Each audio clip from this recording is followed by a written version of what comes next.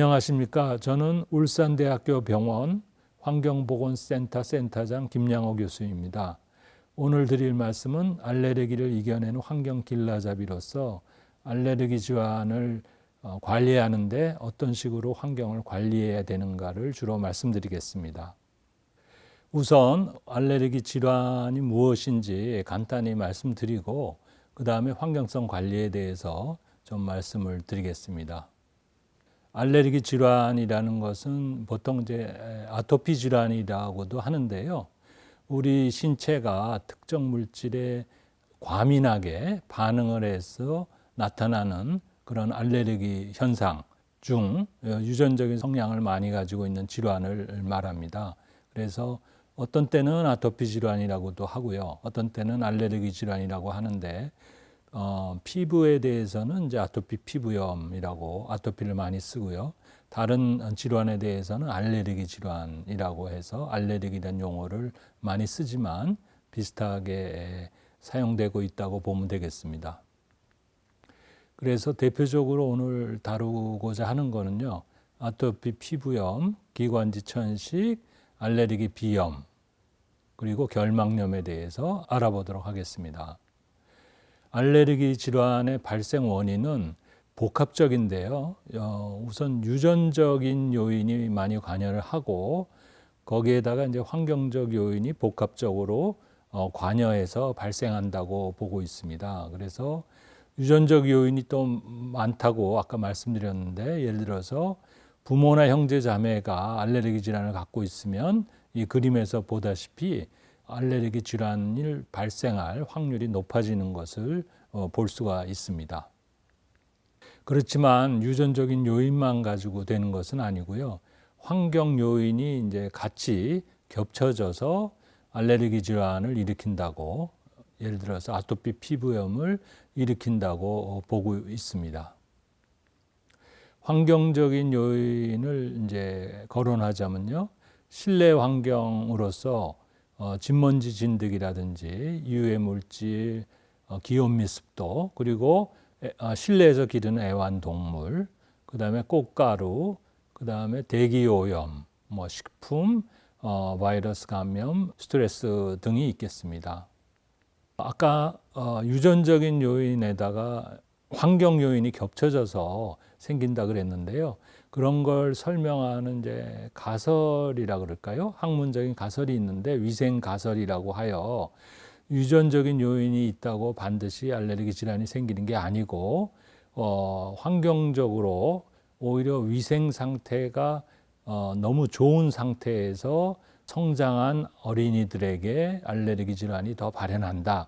이런 설명하는 가설이 있습니다. 즉 예를 들어서 위생 상태가 양호해진 최근에 우리나라만 보더라도 최근에 알레르기 질환이 증가한다든지 또는 세계적으로 보더라도 선진국에서 알레르기 질환이 많은 그런 것들은 위생 상태가 너무 좋아서 오히려 일반적인 그 항원에 노출될 기회가 너무 제한이 돼 있으면 오히려 알레르기 질환이 생길 수 있다.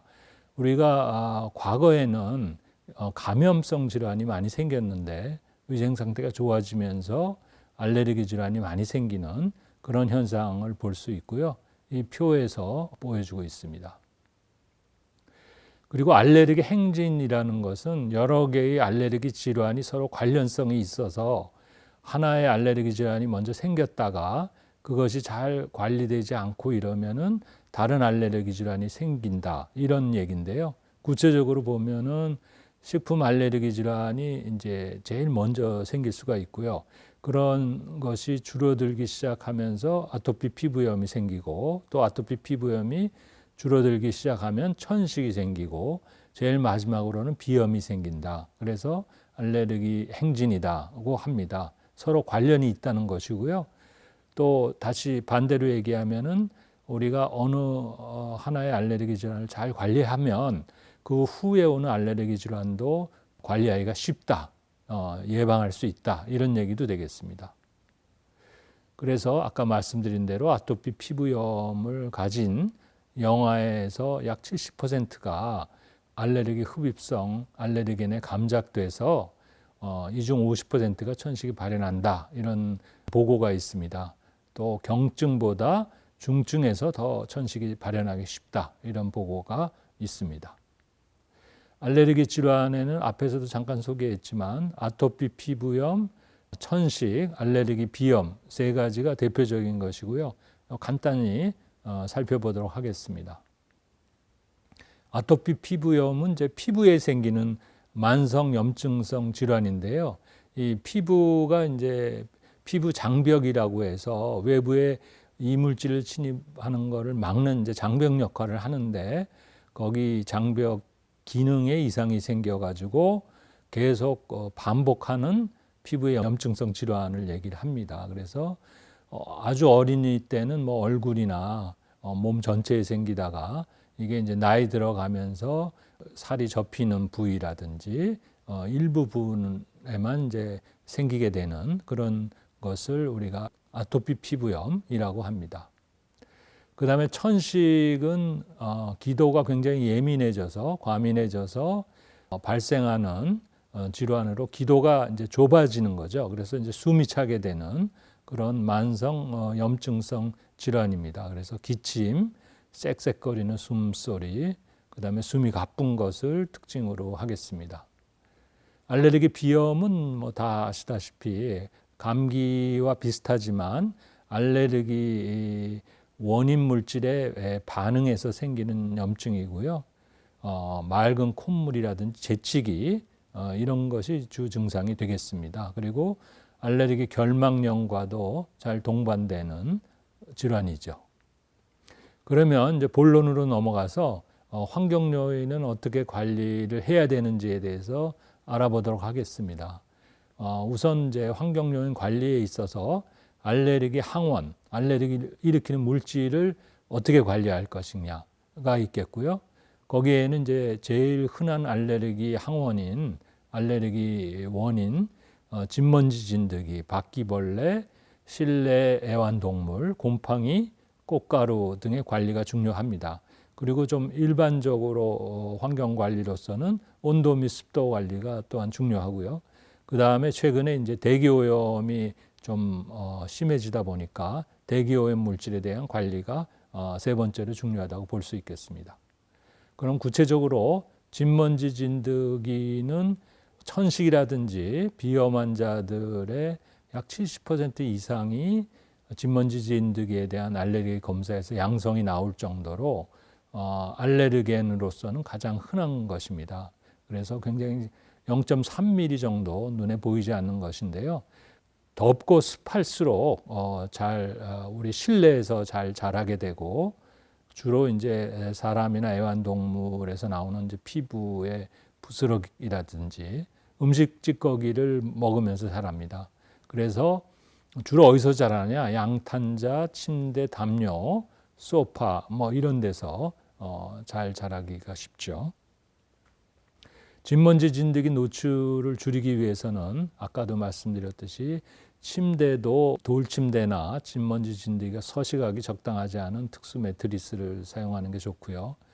담요보다는 솜으로 된 누비 이불, 천으로 된 카텐을 좀 피하고 그런 걸 써야 된다면 침구류나 의류는 이제 정기적으로 삶고 햇빛에 말리도록 하고요. 소파도 가죽으로 사용한다든지 그다음에 바닥 소재도 양탄자 대신에 물걸레로 청소할 수 있는 소재, 그리고 실내 애완동물은 가급적 기르지 않도록 하는 것이고요. 그래서 이런 몇 가지 주의사항을 해서 관리를 할 수가 있습니다. 그 다음에 두 번째는 이제 바퀴벌레인데요. 바퀴벌레는 역시 자주 청소하고 음식물 때문에 생기니까 음식물을 잘 싸서 보관하고 바퀴가 드나드는 틈을 없애고요. 살충제를 사용할 수도 있습니다. 그 다음에 애완동물을 실내에서 기를 때 애완동물의 털 때문에 알레르기가 생기고 그래서 중요한 알레르기 원인 물질 중에 하나인데요. 그래서 알레르기 질환이 있는 경우에는 실내에서 애완동물을 키우지 않도록 하고요. 실내에서 키워야 한다면 매일 목욕시키고 그 다음에 이제 실내 동물의 털들이 눈에는 안 보여도 방바닥, 벽, 가구 등에 이렇게 묻어 있는 수가 많기 때문에 물걸레를 닦고 환기를 자주 하는 것이 필요합니다. 그 다음에 또 곰팡이가 중요한 알레르겐인데요.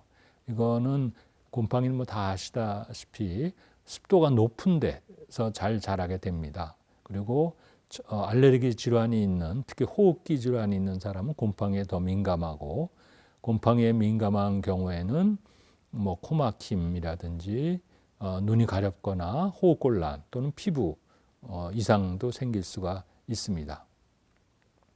곰팡이의 노출을 줄이기 위해서는 우선 곰팡이가 있는 경우는 그것을 제거하고 그 곰팡이가 생기는 원인, 특히 습도가 높아진 원인을 이제 찾아서 고치는 거가 중요하고요. 그래서 곰팡이 성장을 막기 위해서는 습도를 50% 정도 또는 그 이하로 하는 것이 중요합니다. 그래서 집안에 습도가 너무 많을 때는 제습제나 건조기를 켜서 온도와 습도를 일정하게 유지하는 게 중요하고요. 환기를 자주 해서 습도를 조절하는 방법도 있습니다. 그 다음에 흔한 알레르기 원인 물질이 이제 꽃가루인데요. 꽃가루는 뭐 다 아시다시피 봄에 주로 나무에서 날리는 꽃가루가 문제가 되고요. 그 다음에는 이제 잔디류, 그 다음에 가을에는 이제 뭐 잡초에서 생기는 꽃가루가 문제가 됩니다. 이 그림에서 보다시피 시기적으로 꽃가루 날리는 시기가 다른 것을 알 수가 있습니다. 꽃가루 노출을 줄이기 위해서는요, 꽃가루가 많이 날리는 시기에는 그때는 창문을 닫고 실내 공기는 공기청정기로 청정하게 유지하는 것이 중요하고요. 그럼에도 불구하고 실내에 들어온 꽃가루를 없애기 위해서는 청소를 잘 하는 게 필요합니다. 그리고 밖에서 특히 꽃가루가 날리는 시기에는 밖에서 돌아오면, 집에 들어오면 꽃가루를 잘 털고 잘 씻고, 그 다음에 자기 전에 샤워를 해서 꽃가루가 진구류에 묻지 않도록 하는 게 중요합니다. 그래서 환경부의 이 홈페이지에서 꽃가루 경보, 꽃가루 위험 지수를 확인하는 방법도 있겠습니다. 온도와 습도는 일반적인 것인데요. 아토피 피부염이 특히 이제 온도와 습도의 영향을 많이 받습니다. 그래서 아까는 이제 습도가 너무 높으면 진먼지 진드기나 곰팡이가 문제가 되지만 습도를 또 너무 낮춰서 건조하게 되면 아토피 피부염 자체가 그 가려움을 더 많이 느끼게 되고 악화를 시키게 됩니다. 그래서 적당한 온도와 습도가 중요하고요. 그래서 봄, 여름, 겨울에 따라 조금씩은 다르지만 습도는 한 50% 정도, 온도는 이제 20도에서 24도를 유지하도록 하는 것이 중요합니다. 이 그림은 아까 진먼지 진드기가 가장 많은 알레르기 원인 물질인데 이것이 고온 다습할 때 잘 성장한다, 이런 것을 보여주니까 온도를 오히려 적절한 온도와 습도를 하면 진먼지 진드기의 성장을 막을 수 있다, 예방할 수 있다는 그림이 되겠습니다. 마지막으로 대기오염 물질이 알레르기를 일으키는 물질인데요.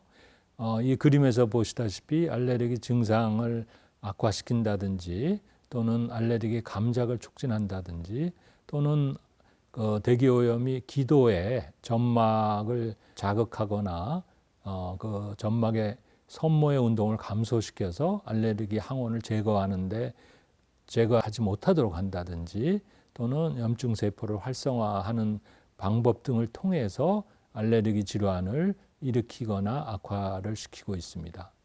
그래서 대기오염을 일으키는 주요 원인으로 미세먼지, 휘발성 유기화합물, 포름알데하이드 등이 있는데요. 미세먼지에 대해서는 전부 여러분들 잘 아시는 거고요.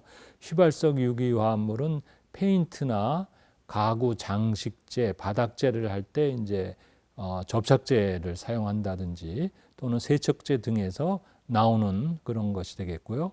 포름알데하이드는 이제 역시 단열재, 석고보드, 합판 등을 시공을 할 때 포름알데하이드가 발생을 하는데요. 휘발성 유기화합물은 에는 이제 벤젠, 톨루엔, 자일렌 등이 있고, 포름알데하이드는 이제 접촉성 피부염, 습진, 천식, 만성기관지염을 유발할 수가 있습니다.